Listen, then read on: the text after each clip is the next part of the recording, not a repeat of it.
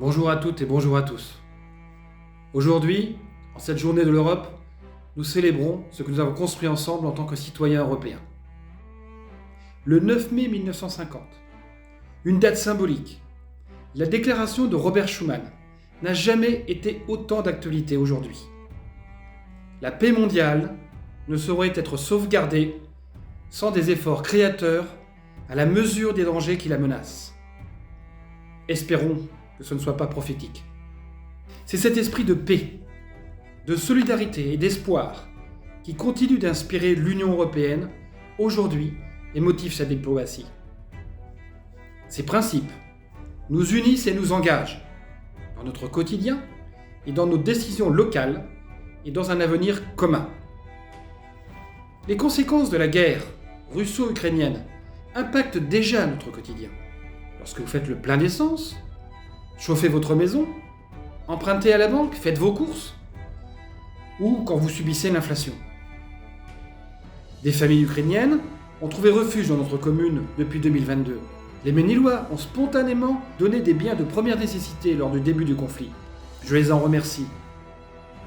Aujourd'hui, les équilibres, les alliances, les frontières et le multilatéralisme qui ont façonné depuis 80 ans un ordre mondial encadré par l'ONU, sont en train de voler en éclats. Je condamne les actes d'outrance et de mépris envers l'Europe, des gouvernements actuels, américains et russes. Je mets en garde contre les complaisances de certains partis extrémistes envers ces thèses des gouvernements qui travestissent la réalité. C'est inquiétant de voir bafouer les valeurs de la démocratie et la sécurité en Europe.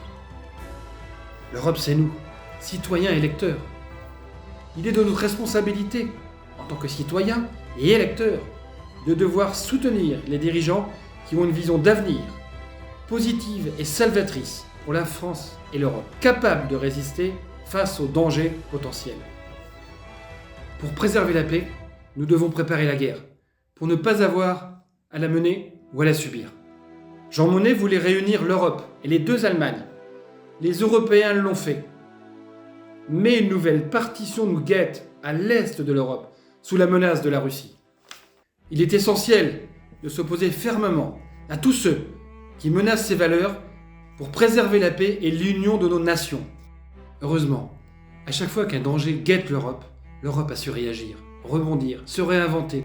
Face aux crises récentes, le Brexit, Covid, inflation, indépendance énergétique, l'Europe a su faire bloc. Créer de nouvelles règles, être solidaire et efficace. Le temps de l'Europe de la défense est venu. Nous n'avons plus le choix. Nos armées doivent être coordonnées, capables de réagir, sans avoir besoin du soutien des USA, qui aujourd'hui, finalement, menacent le Groenland. Je souhaite que les valeurs d'entraide continuent de vivre et de rayonner dans notre commune. Au Ménil, l'année 2025 est placée sous les couleurs du Téléthon. Une grande cause caritative à laquelle nous sommes fiers d'apporter notre soutien. Je me réjouis de voir que l'appel à la mobilisation a été entendu auprès de nos associations et des forces vives de la commune. Tous se sont mobilisés et aujourd'hui nous allons avoir une très très belle fête du Téléthon que j'espère vraiment réussir sur notre commune. L'Europe, c'est l'union. Le Ménil, c'est l'entraide. Vive le Ménil, vive la France, vive l'Europe.